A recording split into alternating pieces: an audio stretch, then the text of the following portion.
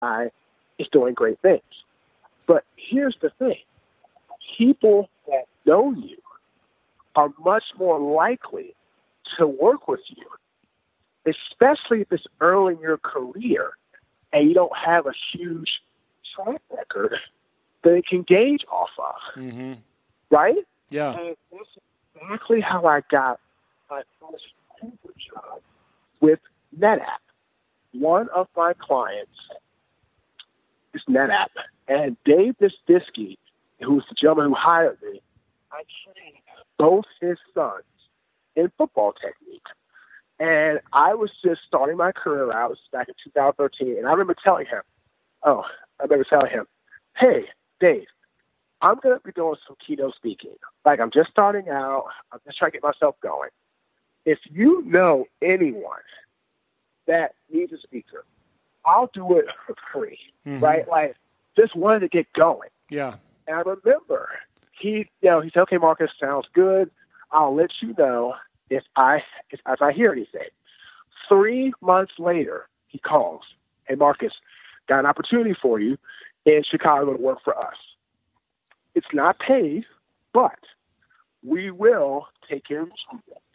We take care of your lodging, car service, food, but we won't pay you because you have no experience as a keynote speaker at this time. Yeah. Do you want it? Yes or no?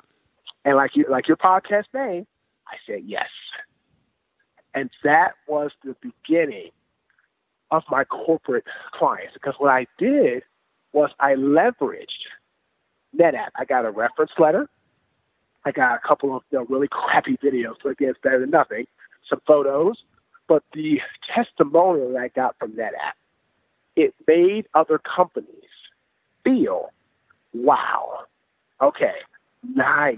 You've got a client, a big Fortune 500 brand has hired you. I like it. Let's talk more. Mm-hmm. And that's how it started. But a lot of people they just don't understand that their network is their net worth. And you might have to do something for a cheaper price or even free. But here's the thing. Nobody has to know what your goods were purchased for, the price point, but you and the client. Right. And I think people get caught up, Jim, like, well, they can't afford my fee. Okay. It's getting on stage or getting an opportunity with a big company or any company that you can utilize their logo or their testimonial in exchange to grow your business. What is that worth to you? And that's what I tell people all the time. Well, I think it's incredible advice. Like you said, most people don't realize it, but it's there for you. The price that you gave up to go do that first speech, I'm sure is paid 1,000-fold in all your future gigs as a professional speaker. Absolutely, because it established credibility with me and other companies. That's what I tell people all the time. Nobody likes being the first over the fence. But what happens? Your friends, your inner circle, they don't mind as much. They'll take a risk when other people won't. Yeah. Love it. Hey, you've given us a lot of great advice in business, and especially this last tidbit that we just were talking about. Do you have a routine every day that keeps you on your A game? Whether it's meditation or working out or something you eat or something that you say, is there a routine that you could pass along to our listeners? Because I think yes. It would be great to have on top of everything else today. Every time I get up in the morning, I go to the gym, right? I go to the gym, I work out. I'll do, running, I'll do basketball, I'll do cardio, I'll do core, right? Even if I don't feel well, I feel like today I didn't feel my best. I still got up, went to the gym, didn't have a great workout, but at least I got there. I did my core. I took care of myself mentally, had some meetings, and then got myself going. Mm-hmm. Every single day I work out. Because if I don't work out to release endorphins and to keep myself in the best mental state, then I feel I won't be on my best A game. But yes, I'm a big person going to the gym, meditation, I like listening to good podcasts, and I like to really read to gain knowledge from other people's experiences that I can use in my coaching, my speaking, and or my consulting. Love it. Love it. Marques, appreciate your time to be on the show. Where can we look you up at or get in touch or find your book that's coming out? You want to throw some plugs our way? Yeah. So you can find me on my website, www.marques, MARQUES, Ogden.com. LinkedIn's Marques Ogden, Facebook Marques Ogden, Instagram @Marques Ogden, and Twitter is @Marques_Ogden. And my second book, which comes out January 28th of this year, is called The Success Cycle. Talks about 3 major things that you need to have to achieve success in your own personal life. Number 1 is ambition. You have to be goal-oriented. If you don't know where you're trying to go in life, how are you going to get anywhere? Mm-hmm. So you have to have goals and be ambitious with your goals and create your vision and create a strategic plan and then execute it from a tactical perspective. Second part is drive. We talk a lot about inspiration versus motivation. Motivation is for the short term. You're doing something to please someone else. There's a motive behind it.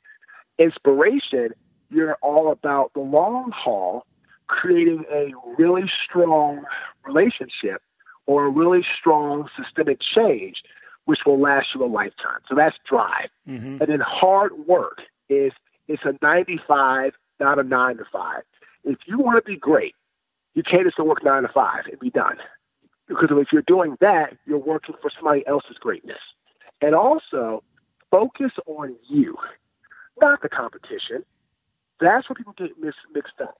People are like, oh, my competition's doing this. Oh, I'm like, look, I don't really care what other speakers are doing. I will look at some stuff to gain some insight and maybe get some more experience or some more talking points. But I don't focus on what they're doing, right? Because if I focus on what they're doing, I'm not doing or executing what I need to do.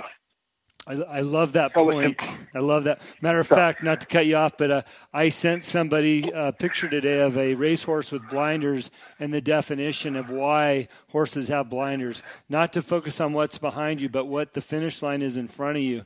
And it's so important, as you suggested. Do your thing. Be good at and best at your thing. Right, and that's where the hard work comes in. Yeah. So it's all about how ambition, drive, and hard work with the overall essence and or the underlying factor that you know where you want to go. You can have greatness. Every time in my life when I applied the success cycle, I had success. Football, my last year of college, I was ambitious, I was driven, and I worked my butt off into the NFL. My construction company, I did a couple courses here and there, and I didn't know anything about construction the way I should have for getting into this that I got into. But I was ambitious. I knew what I wanted to do. I was driven. I worked all the time, did what I had to do, and I was inspired to get it done. And I was hardworking, and I came into work early, stayed late in the beginning. That's why I had a successful construction business.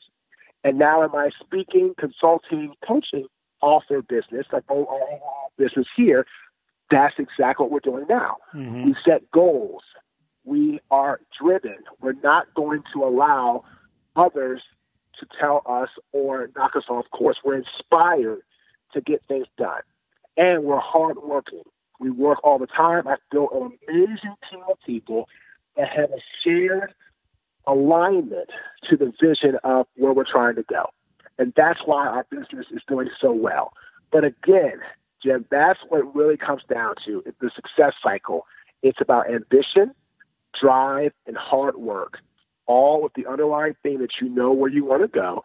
And every time I get into my life, football, my first business, and now my second business, I've built success. So I'm sharing the roadmap with people who are going to invest $25 and they can start turning the pages to learn how I went from making $8.25 an hour 6 years ago, I was making $8.25 an hour working the night shift.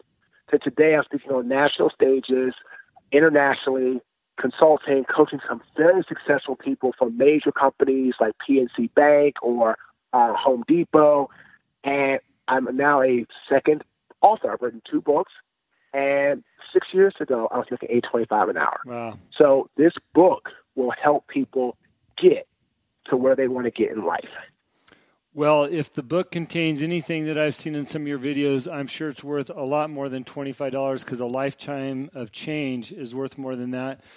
I know I'll love it because number 2, The Drive, this podcast is aired on my personal website called Live Life Driven, which came from everybody telling me I was driven all the time. So I love that. And again, I just wanted to thank you for taking the time out of your day.